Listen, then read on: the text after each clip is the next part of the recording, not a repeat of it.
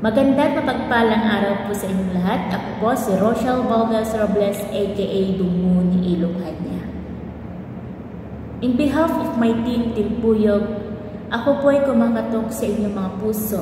Humihingi ng tulong para po sa mga inilalapit po nila sa aming team.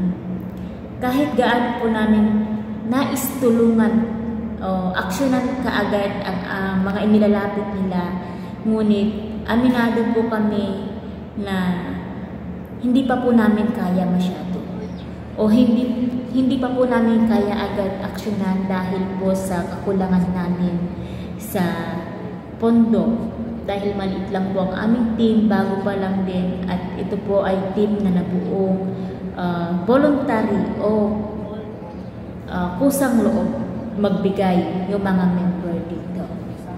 Wala pong sapilitan po, dahil hindi naman po natin masasabi na tulong ang isang bagay kung sapilitan po natin hiningi sa mga gusto na sa mga prospect natin na hingian, diba? Kaya kusang loob lang po. Kaya nandito po ako, gusto kong gamitin ang platform na ito na YouTube na sana makalikom para sa kanila, na naway matulungan na po sa agarang panahon.